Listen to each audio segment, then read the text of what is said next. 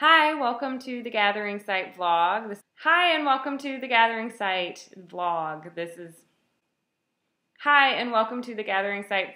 is episode 2. Thank you so much for your comments, your likes, and for subscribing to this channel. The political climate is high, and conversations in our household are very strong. And so tonight I am talking about how my husband and I handle coming from different political backgrounds and having different political views. The Women's March was this past week, and it was an absolutely amazing event. So I'm pretty sure you can kind of gauge where my social justice viewpoints are. And we had a wonderful march here in Cincinnati as well. My friends went to DC, and they marched in DC, and I also have some friends that marched here in Cincinnati, and I'm super proud of them, and I support from home. Our infant was sick. Because of the Women's March, my husband and I had some really amazing conversations about social justice and certain politics, and with the inauguration of President Trump. My husband definitely believes in equality for women. It's not that he is a misogynist by any stretch of the imagination, but he has experienced things on a different level and in his past than I have. I have experienced inequality in the workplace, not as of recent, but in my far past. But my husband has also experienced inequality in the workplace, but towards himself. So when the pendulum has swung severely in the opposite direction. And so we both have very personal stories, and we both have very personal views on the subject. And we don't always agree. It's crazy that we are completely independent thinkers, and yet we are married.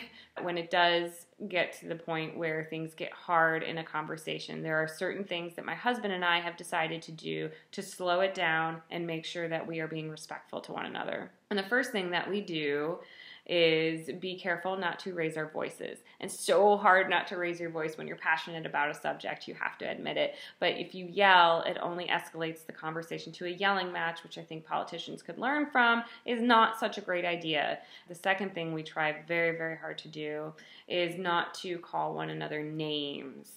Now, that seems really simple when you initially think about it, but when you're busy calling other certain politicians misogynists or bigots or racists, you can accidentally call your partner one of those names.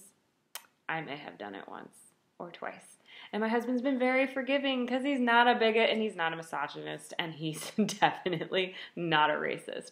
And so try to stray away from the name calling. In addition to that, and my husband's actually super guilty of this, so semantics. He likes to argue semantics, which is infuriating for me and makes me very angry, which then gets me to the yell point, which apparently I have a vein that pops out and he knows what he's done at that point and he kind of backpedals and quickly gets back on subject. He's usually pretty good about that. But to keep ourselves on subject, we also set a love timer. This is the fourth thing that we kind of remind ourselves to do, is that we set a timer from anywhere from about 5 to 8 minutes. I have to admit, once you get to the 10-minute marker, I'm very angry or upset at that point, so it's best to avoid getting to 10 minutes. When we do get to the point where the timer goes off, we look at each other and simply say, I love you, I appreciate our differences, I honor you. I honor the fact that you are an independent thinker. It's one of the reasons I love you. And so the fifth thing that we really try to do is be an active listener.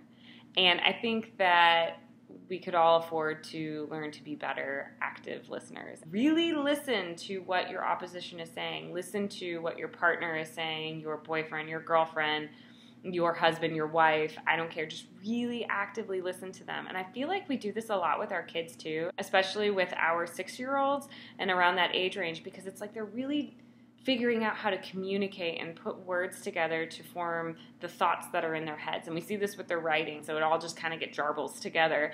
And so instead of actually listening to them, we have a tendency to be like, oh, yeah, uh-huh, all right, yeah, and then we go on doing whatever we're doing. In fact, they really need us to get down on their level, look them in the face, and really listen to them, because they need that practice to figure out how to say things.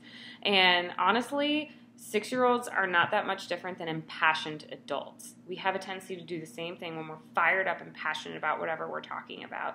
And I think that we really do need to take the time out with our spouses and partners and whoever you're having this conversation with that you love and adore to really look them in the face and listen and let them know that you are there and trying to understand where they're coming from. And just to round up on what my husband and I try to do, and I will list this below, and I will actually write an example of how my husband and I got into this conversation and kind of a layout of where it went and how it ended up, because it wasn't easy. So the first thing that we work on is not yelling or raising our voices. The second is try hard not to call names.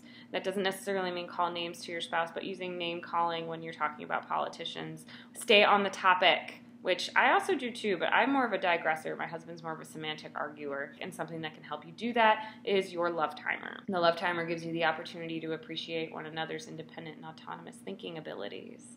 And the fifth thing is to actively listen. It's super hard to do. I practice it every day. I'm not perfect by any means. In fact, I may be one of the worst active listeners, but it is really important to learn to be an active listener.